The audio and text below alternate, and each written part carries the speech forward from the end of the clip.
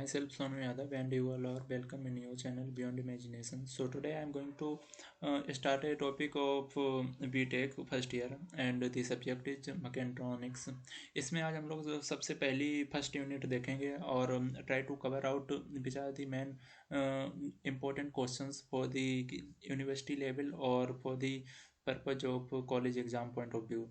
So just I shall explain all the questions which are very important for your university exam. So let's discuss first question. पहला question ये है define stress and also classify it. मतलब पहले उन्होंने बोला कि पहले तो डेफिनेशन आएगी 2 नंबर में अगर पूछा जाएगा स्ट्रेस का कि भैया डिफाइन करो स्ट्रेस को, स्ट्रेस क्या होता है और फिर उसको क्लासीफाई भी करना है. तो simply the force of resistance per unit area offered by a body against deformation is known as stress. मतलब एक कोई बॉडी है उसके अगेंस्ट में अगर कोई फोर्स लग रहा है कोई एक पर्टिकुलर पर यूनिट एरिया पे तो उसे स्ट्रेस बोलते हैं. और स्ट्रेस को सिंबॉलिकली अगर हम लोग रिप्रेजेंट करते हैं तो सिग्मा से रिप्रेजेंट करते हैं और सिग्मा इक्वल टू होता है पी बाई ए और पी तुम्हारा यहाँ पे होता है एक्सटर्नल फोर्स या लोड जो तुम अप्लाई करते हो एक पर्टिकुलर यूनिट एरिया पे और तुम्हारा ए होता है वो क्रॉस सेक्शनल एरिया होता है. ठीक है. और इसकी जो यूनिट होती है न्यूटन पर मीटर स्क्वायर होती है. ठीक है. इसके बाद फिर वो तुमसे पूछ सकता है टाइप्स ऑफ स्ट्रेस कितना होते हैं. टाइप्स ऑफ स्ट्रेस में पहला आता है नॉर्मल स्ट्रेस. ठीक है. नॉर्मल स्ट्रेस के भी 2 टाइप्स हैं, टेंजाइल स्ट्रेस और कंप्रेसिव स्ट्रेस. ठीक है. ये दोनों सिमिलर हैं और एक दूसरे के वाइस वर्सा हैं, टेंजाइल स्ट्रेस और कंप्रेसिव स्ट्रेस. पहले हम लोग नॉर्मल स्ट्रेस देखते हैं. नॉर्मल स्ट्रेस कुछ नहीं होता है. जैसे कोई एक बीम दी है तुम्हें, जैसे ये बीम मैं तो यहाँ पे रिप्रेजेंट कर रहा हूँ, ये 2 पिलर पे खड़ी है ए पॉइंट और बी पॉइंट पे. ठीक है. कोई एक फोर्स ऊपर से लग रहा है पर्टिकुलर परपेंडिकुलर डायरेक्शन में और नीचे ग्राउंड से भी लग रहा है बस, बट वही तुम्हारा नॉर्मल स्ट्रेस है. It is the stress which acts in direction perpendicular to the area. It is represented by sigma. ठीक है. तो the normal stress is further divided into tensile stress and compressive. और इनको किस में डिवाइड कर दिया गया तो दो और इसके पार्ट बना दिए गए नॉर्मल स्ट्रेस के, वो टेंजाइल स्ट्रेस और कंप्रेसिव. देखो टेंजाइल स्ट्रेस में क्या होता है, in this stress induced in a body when subjected to two equal and opposite pulls. मतलब यहाँ पे क्या होता है, जैसे एक ये बॉडी दी है तुम्हें. ठीक है. यहाँ पे क्या होता है two equal and opposite pulls. जैसे एक बंदा इधर खींच रहा एक बंदा इधर खींच रहा, दोनों अपने बाहर आउटसाइड खींच रहे हैं किसी भी बॉडी को. तो इसमें क्या होगा, कोई जैसे ये बॉडी की लेंथ एक्स है तो अगर ये दोनों अपोजिट डायरेक्शन में खींचेंगे तो क्या होगा, इसकी लेंथ जो ऑब्जेक्ट की है ना वो बढ़ जाएगी. सपोज करो इसकी लेंथ जो बढ़ गई x+1 हो गई. ठीक है. पहले x थी, ओरिजिनल x थी, लेकिन उसकी कुछ इंक्रीज हो गई x+1 हो गई तो वो तुम्हारा टेंजाइल स्ट्रेस आ गया. ठीक है. बस इसको अपनी लैंग्वेज में बना के लिख के आओगे और ये डायग्राम जो मैं बना रहा हूँ वो लिख दोगे तो तुम्हें पूरे मार्क्स मिल जाएंगे. कंप्रेसिव स्ट्रेस इसी का अपोजिट है. जैसे यही एक पर्टिकुलर बॉडी ले ली मैंने. ठीक है. यहाँ पे नीचे देख लो, ये मैंने पर्टिकुलर बॉडी ली. यहाँ पे क्या हुआ, यहाँ पे भी फोर्स लग रहा बट ये इनर बॉडी पे, मतलब 2 बंदे इधर भी हैं ए और बी, बट ये फोर्स आउटसाइड डायरेक्शन में नहीं कर रहे, ये दोनों बंदे उस बॉडी के ऊपर फोर्स लगा रहे हैं. जिससे ये क्या होगा, जो बॉडी की जो तुम्हारी हाइट या लेंथ है, ब्रीथ है, वो तुम्हारी थोड़ी सी डिकम्पोज हो जाएगी, वो थोड़ी सी कम हो जाएगी. ठीक है. डिक्रीज हो जाएगी. जैसे सपोज करो पहले तुम्हारी लेंथ एक्स थी लेकिन ओरिजिनल लेंथ एक्स थी, लेकिन उसके बाद जब तुम्हारी डिक्रीज होगी तो x-1 मान लो तुम्हारी उतनी लेंथ इन डिक्रीज हो गई ओरिजिनल से, तो उसे कंप्रेसिव स्ट्रेस बोलते हैं. ठीक है. ये दोनों ये याद रखना, ये टाइप्स हैं स्ट्रेस के. पहले आता है नॉर्मल स्ट्रेस. नॉर्मल स्ट्रेस के भी 2 टाइप हैं, टेंजाइल स्ट्रेस और उसमें कंप्रेसिव स्ट्रेस. ये डायग्राम से बना देना इंपॉर्टेंट है. ठीक है. इसका दूसरा टाइप है, ये देखो एग्जाम्पल में यहाँ पे रिप्रेजेंट भी किया गया जैसा मैंने बताया था. और दूसरा एग्जाम्पल में आता है, इसका दूसरा जो टाइप है स्ट्रेस का वो है शेयर स्ट्रेस. ठीक है. शेयर स्ट्रेस में देख लो क्या होता है. शेयर स्ट्रेस कुछ नहीं है, सिंपल सा पॉइंट बस जो मैं बता रहा हूँ बस वही याद रखना. The stress induced in a body when subjected to two equal and opposite forces. मतलब इसमें क्या होता है, एक बॉडी पर टेंजेंशियली फोर्स लगता है इक्वल और अपोजिट बॉडी में. ठीक है. तो उसको शेयर स्ट्रेस बोलते हैं और इसको रिप्रेजेंट किससे करते हैं, टाउ से रिप्रेजेंट करते हैं. और टाउ इक्वल टू तुम्हारा क्या हो जाता है, share resistance upon share area. Share resistance को किससे हम लोग पीछे डिनोट कर रहे थे, पी से. पी क्या था, एक्सटर्नल लोड या एक्सटर्नल तुम्हारा जो फोर्स लगता था उसको पी बोलते हैं. और तुम्हारा ए क्रॉस सेक्शनल एरिया या शेयर एरिया. ठीक है. ये रिप्रेजेंट करना. ये डायग्राम 2 नंबर में पूछा जाएगा, शेयर स्ट्रेस क्या होता है भैया. ठीक है. बना के आओगे तो नंबर मिल जाएंगे, बाकी आपके ऊपर है. ठीक है.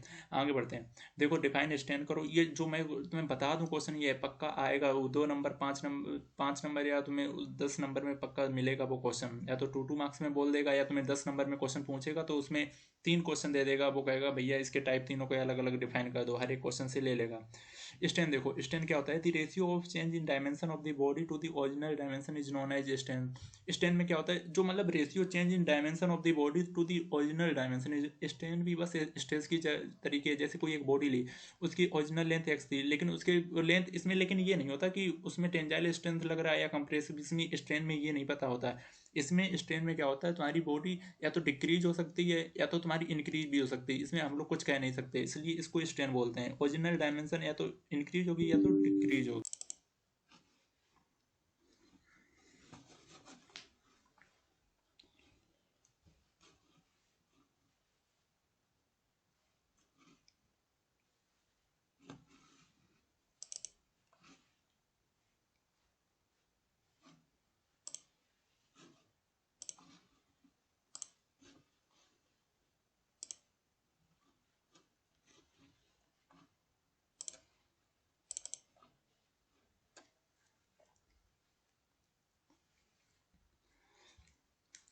ठीक है, तो यहाँ पे हम लोग स्ट्रेन देख रहे थे। ठीक है, तो स्ट्रेन इजकल टू क्या होता है, change in dimension upon original dimension. यहाँ पे हम लोगों को ये नहीं पता होता है कि जो चेंज इन डायमेंशन है वो तुम्हारी लेंथ में होगी या ब्रीथ में होगी, तो इस बात का ध्यान रखना। ठीक है, ये अपने आप से मान के चलना, इसमें ये पॉइंट हमें पता नहीं होता है, लेकिन हमें ये वाला पॉइंट किस में पता होता है, ये पॉइंट हमें उसमें स्ट्रेस में पता होता है, लेकिन स्ट्रेन में हमें ऐसा कुछ नहीं पता होता। ठीक है, क्या होना, क्या होगा आगे, क्या नहीं होगा। अब देखो टाइप्स ऑफ स्ट्रेन देख लो।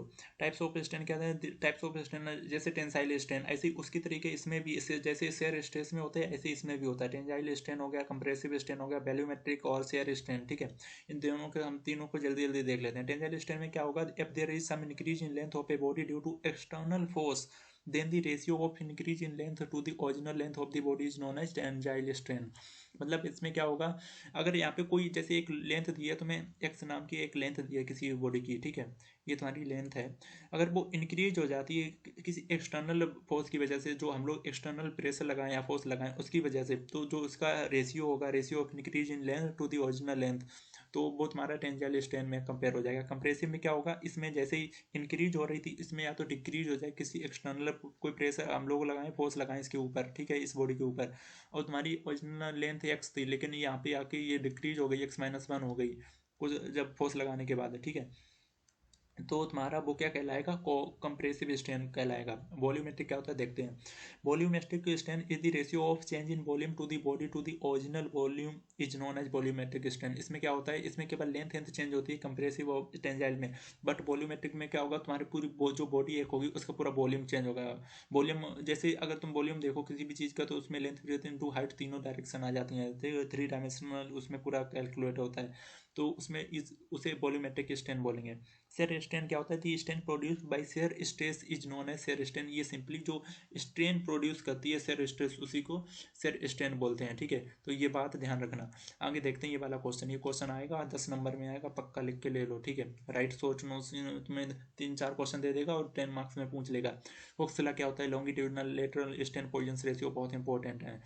ओक्सला देखो, ओक्सला क्या होता है, simply it states that when a material is loaded within its elastic limit the stress is proportional to the strain. मतलब ये कहते हैं कोई अगर मटेरियल है वो फुल्ली लोडेड है, ठीक है, उस पर पहले ही से प्रेशर है, तो जो इसकी इलास्टिक लिमिट होगी ना, वो डिपेंड करेगी दी स्ट्रेस कितना हम लोग उस पर लोड दे रहे हैं, ठीक है, उसके प्रोपोर्शनल होगी। मैथमेटिकली इसको sigma equal to directly proportional to E होता है एप्सिलॉन को, बट जब हम लोग इसको डायरेक्टली प्रोपोर्शनल को रिमूव करते हैं तो सिग्मा इक्वल टू हो जाता है कैपिटल ई इंटू एप्सिलॉन। ठीक है, तो तुम्हारा ये डायरेक्टली प्रोपोर्शनल से तुम्हारा ये ई वाला है ना, ये तुम्हारा कांस्टेंट आ जाता है। ठीक है, ये कंप्रेशन याद रखना, ये वाली इक्वेशन। लॉन्गिट्यूडनल स्ट्रेन देख लो, लॉन्गिट्यूडनल स्ट्रेन में कुछ नहीं होता भैया, इसमें जैसे कुछ नहीं होता, जैसे तुम्हें लेंथ एक एल दी है, तुमने इस पे प्रेस लगाया आउटसाइड में, ठीक है, आउटसाइड प्रेस लगाया, जैसे ये वाला डायग्राम देख लो फिगर 1.3.1, इसमें देखो, इसमें प्रेशर आउटसाइड लगाया, इसमें प्रेशर आउटसाइड लगाया, पहले इसकी लेंथ एल थी, ये वाली लेंथ एल थी, लेकिन जब उसने प्रेशर लगाया दोनों तरफ, तो क्या हो गया, इसकी जो लेंथ है एल प्लस डेल एल हो गई। तो लॉन्गिट्यूडनल स्ट्रेन क्या हो गया, जो इंक्रीज इन लेंथ है अपॉन ओरिजिनल लेंथ, जो एल प्लस डेल एल है उसको रिप्रेजेंट किया है डेल एल से यहाँ पे, ठीक है, ऊपर वाले को। तो ये बात ध्यान रखना। आगे मूविंग फर्दर, ठीक है, लेटरल स्ट्रेन देखते हैं। लेटरल स्ट्रेन क्या होती है? The strain at right angles to the direction of applied load is known as lateral strain. मतलब जो राइट एंगल्स पे लगे, उसकी राइट एंगल्स के डायरेक्शन पे जो लोड लगता है ना, उसी को लेटरल स्ट्रेन कहते हैं। ये भी बिल्कुल सिमिलर है, इसको भी हम लोग उसी की तरीके से आगे देखते हैं डायग्राम के साथ, ठीक है। ये वाला देखो यहाँ पे, एक मिनट, हाँ ठीक है, यहाँ पे देखो, यहाँ पे इन्होंने लेटरल स्ट्रेन में क्या किया है? Del B decrease in breadth और del D decrease in depth. यहाँ पे इन लोगों ने दोनों चीज़ों को कंसीडर किया। वहाँ पे केवल हम लोग उसकी वो लेंथ देख रहे थे, इसमें ब्रीथ और डेप्थ दोनों को इन लोगों ने कैलकुलेट कर लिया। जैसे पहले इनकी जो ओरिजिनल ब्रीथ थी वो बीट थी, लेकिन जब इन्होंने इस पर प्रेशर लगाया आउटसाइड, तो वो बढ़ के कितनी हो गई? बी प्लस, सपोज कर लो डेल बी प्लस एल हो गई, कुछ भी हो गई, ठीक है।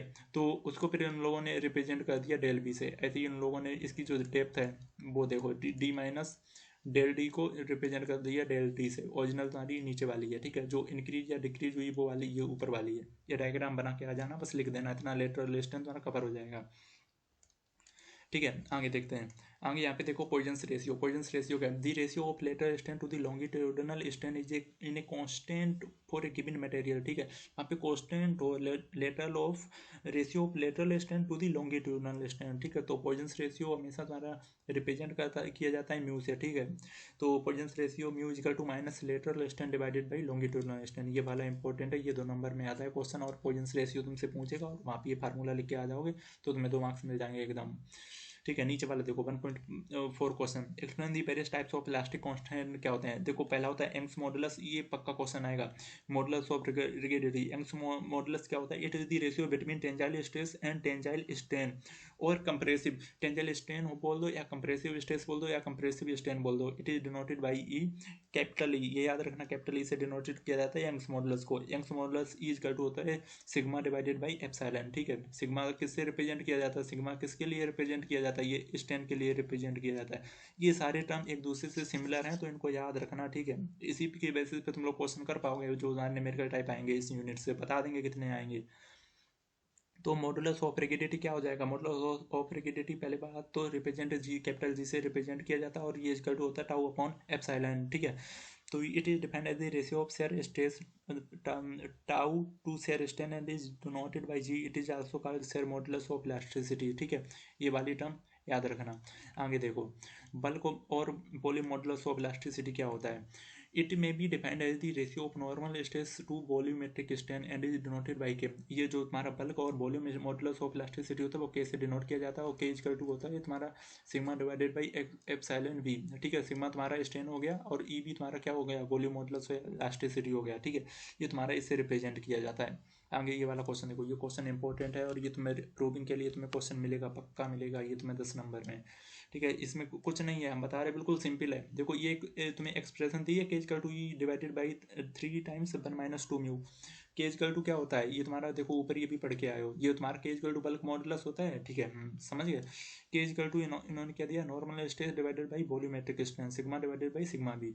इन्होंने बस इसको किस किस फॉर्म में एक क्यूबिकल एलिमेंट लिया है, बस उसको तीनों डायरेक्शन में इन लोगों ने बस उसको एक्सप्लेन कर दिया। जैसे एक्स बाई 3 डायरेक्शन ले ली इन्होंने, देखो पहले तीनों के फोर्स निकाल लिए।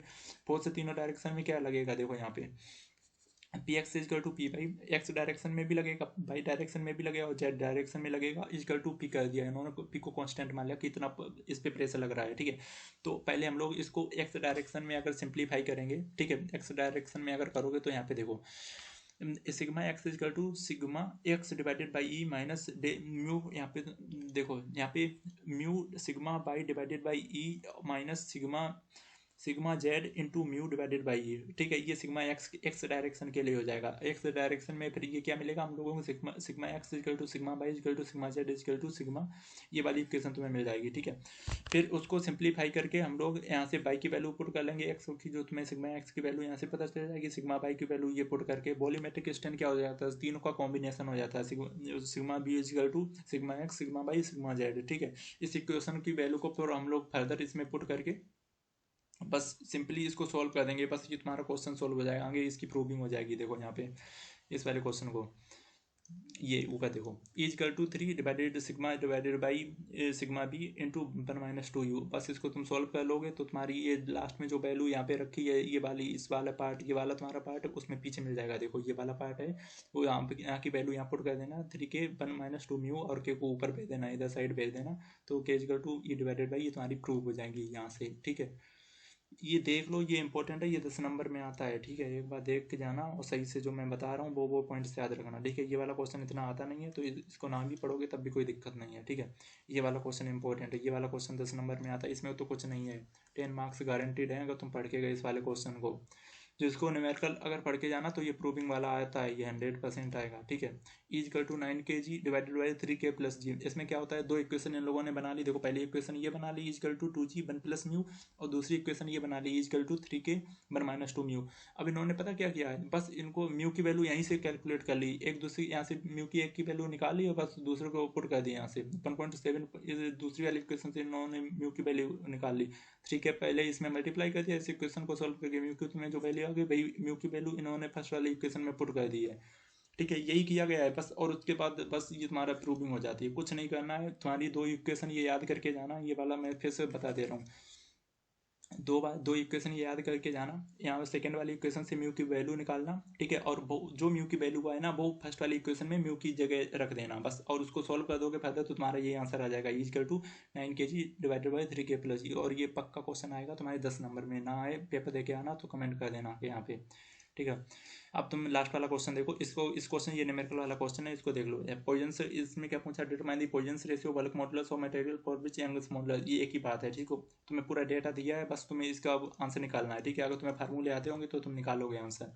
ठीक है, ये वाला देखो, यहाँ पे देखो, ये यहाँ पे ये देखो, इसका पूरा डेटा दिया है इजकल टू 120 जीपीए और जीपीए इजकल टू 1.2। ठीक है, अगर क्या पूछा है, टू फाइंड पॉइजन रेशियो और बल्क मॉडुलस। ठीक है, दोनों चीजें पूछेंगे तो पहले हम लोग ई कैलकुलेट कर लेंगे। ठीक है, equal to 2g 1 plus mu, bulk modulus क्या होता है तुम्हारा, कैसे रिप्रेजेंट होता है ना, ये देखो मैं फार्मूला लिख रहा हूँ जो पीछे बताया था। बल्क मॉडुलस के इजकल टू क्या होता है, ई डिवाइडेड बाई 3 टाइम्स 1-2 म्यू।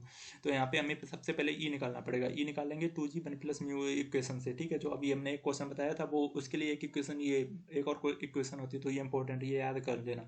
बस यहाँ पे वैल्यू पुट कर देना तुम्हारा, जब यहाँ पे म्यू इक्वल टू ये निकला है तो म्यू की जगह फिर यहाँ पे ये बल्क मॉडुलस निकाल लेना, कि तुम्हें एक की वैल्यू पता ही चल गई।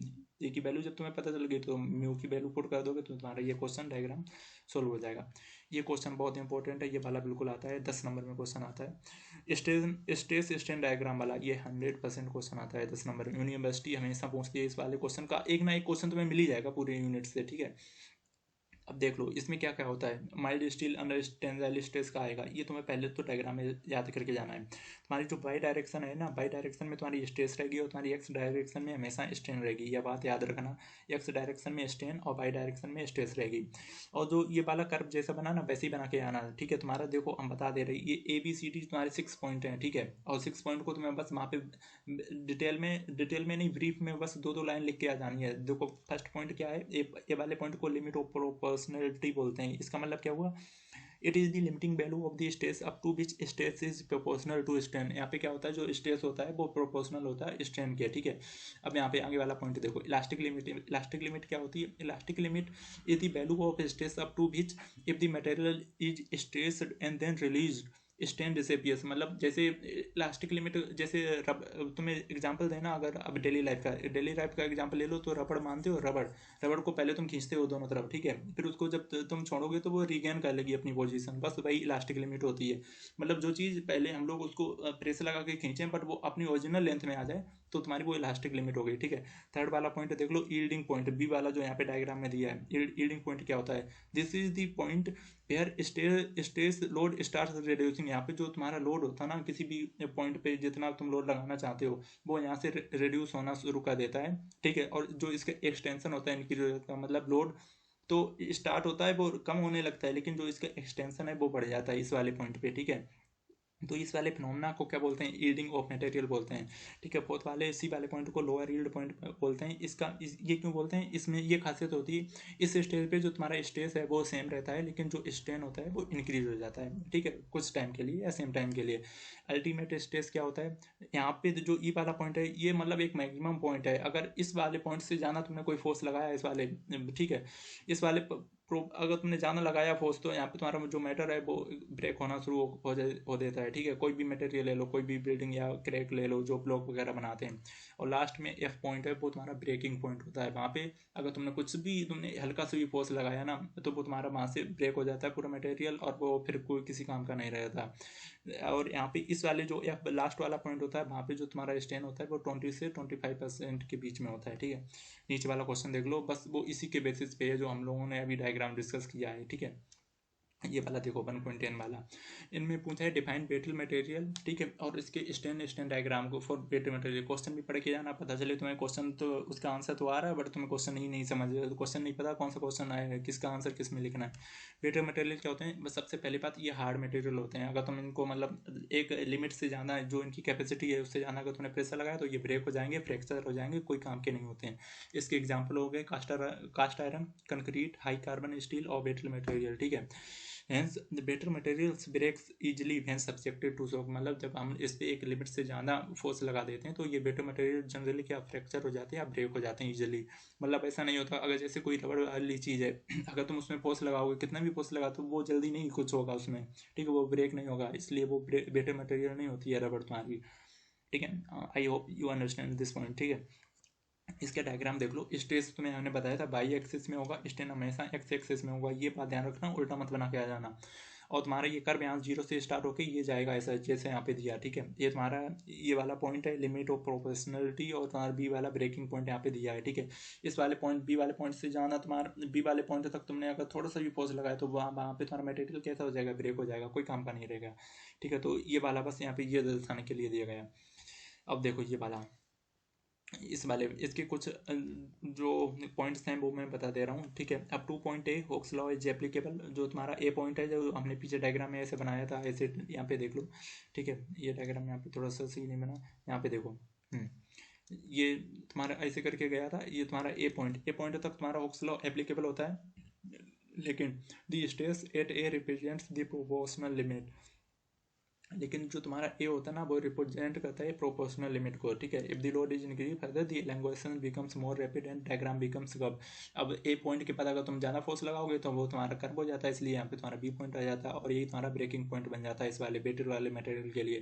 बेटर वाले मटेरियल के यही डायग्राम बनाएगा, ठीक है। स्ट्रेस स्ट्रेन वाला ये डायग्राम नहीं है, बेटर के लिए है। अगर तुमने यहाँ से ज़्यादा लगाया तो ये तुम्हारा क्या बन जाएगा, ब्रेकिंग पॉइंट बन जाएगा, ठीक है। ये बात ध्यान रखना। एट पॉइंट बी सडनली दी स्पेसिमेन ब्रेक्स इनटू पीसेस, ठीक है। तो ये वाली तुम्हारी कहानी हो गई, ठीक है। आगे बढ़ते हैं।